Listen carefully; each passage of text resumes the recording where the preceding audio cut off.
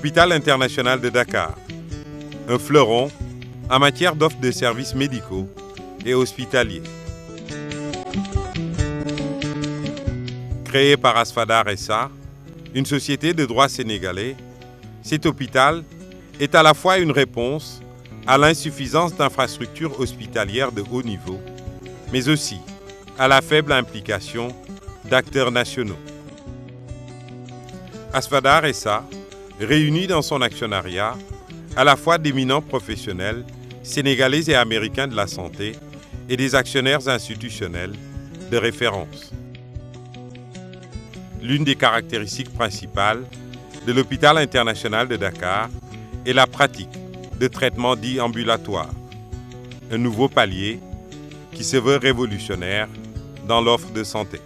Prenons le cas par exemple d'une intervention chirurgicale qui nécessite une hospitalisation de plusieurs jours parce qu'on ouvre le ventre, il faut attendre que la plaie cicatrise, il y a des possibilités de complications. Avec la médecine ambulatoire, avec le plateau technique que nous avons, nous pourrons faire de la chirurgie mini-invasive. C'est une chirurgie qui permet de ne pas ouvrir le ventre, d'opérer le sujet et de le laisser sortir dans les 24-48 heures. Nous sommes actuellement en discussion avec des partenaires américains qui sont des grands spécialistes, notamment en chirurgie cardiaque.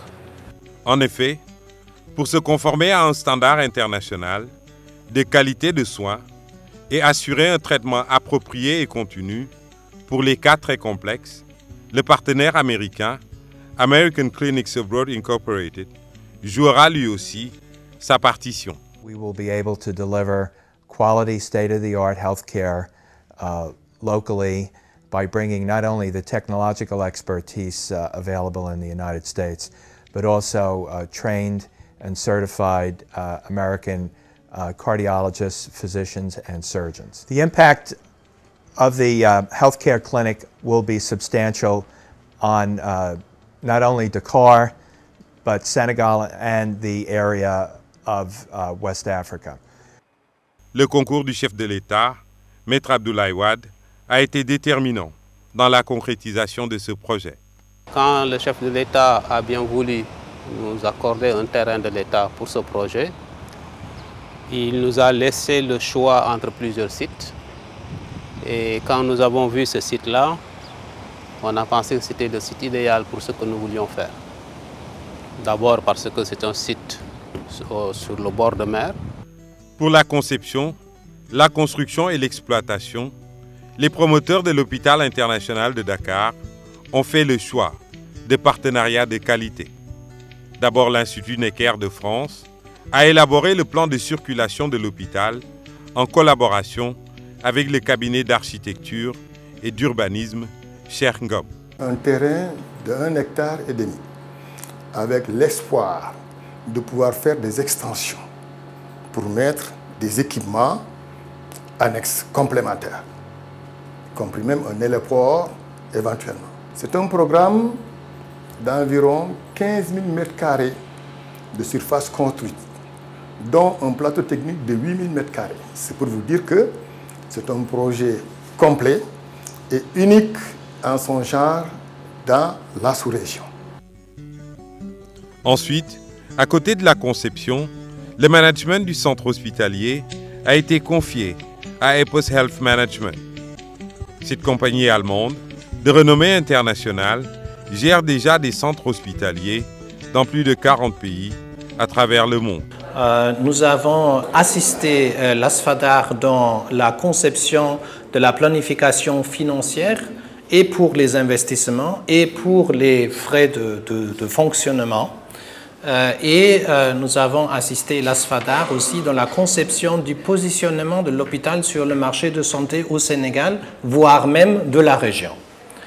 Et ainsi, selon cette conception, nous sommes en train maintenant d'assister Asfadar dans la phase de la préparation de mise en fonctionnement de cet hôpital, c'est-à-dire le recrutement du personnel, la formation du personnel, parce que pour un hôpital, le jour d'ouverture, il faut que tout soit prêt.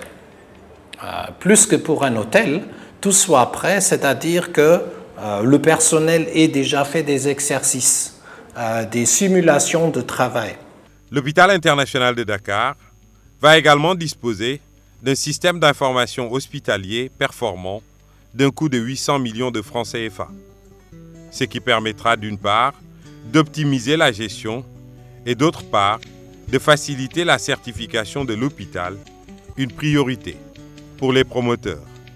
Une labellisation de nature à conférer rapidement à la structure un statut de leader du marché de la santé privée dans la sous-région, qui ne dispose à ce jour d'aucune clinique privée certifiée.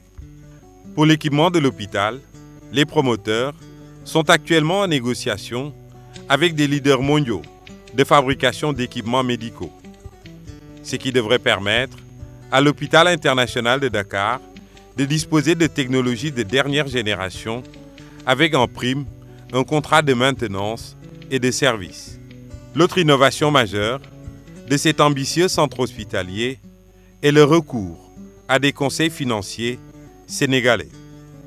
En effet, pour la recherche de financement, les promoteurs ont mandaté Impaxis Capital, un cabinet conseil spécialisé dans le montage financier, et la Banque régionale des marchés, BRM.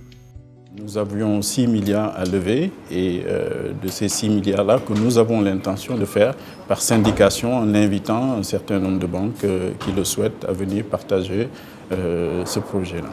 Alors la particularité du projet, c'est quand même le montant qui est de l'ordre de 13 à 15 milliards. Nous avons dû travailler énormément sur l'aspect structuration du projet pour voir réellement quelle était la rentabilité potentielle, étudier tous les risques inhérents à ce type de projet avant de faire le montage financier qui nous a permis de mobiliser le capital.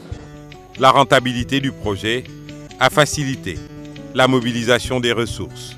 Nous nous sommes attachés dans cette opération à construire le business plan en collaboration, en partenariat avec la BRM. Donc business plan, comme on vous l'a dit, qui est sur un projet qui démarre de 13 milliards. Sur 13 milliards, il fallait mobiliser à peu près 3 milliards, un peu plus de 3 milliards de fonds propres.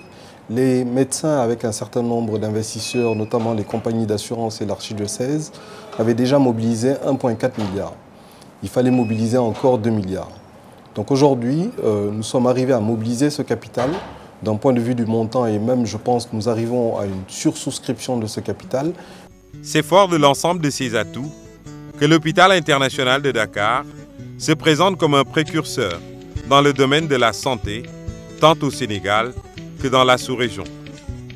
Avec la mise en place de cet hôpital, les évacuations sanitaires vers l'Europe ou le Maghreb devraient connaître une baisse sensible. Ce complexe hospitalier va non seulement créer 150 emplois, mettre en œuvre un plan de gestion environnementale, mais ses promoteurs prévoient également d'accorder 10% de son chiffre d'affaires aux soins gratuits. Il y aura plus de 20 cabinets de consultation de toutes les spécialités. Il y aura tout le plateau technique avec le service de radiologie, le scanner, l'IRM, la tomodensitométrie, les échographies, etc., etc.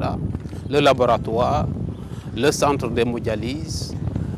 Il y a dans cette phase 93 lits d'hospitalisation, un bloc opératoire qui comportera 4 salles d'opération, une réanimation de 6 lits,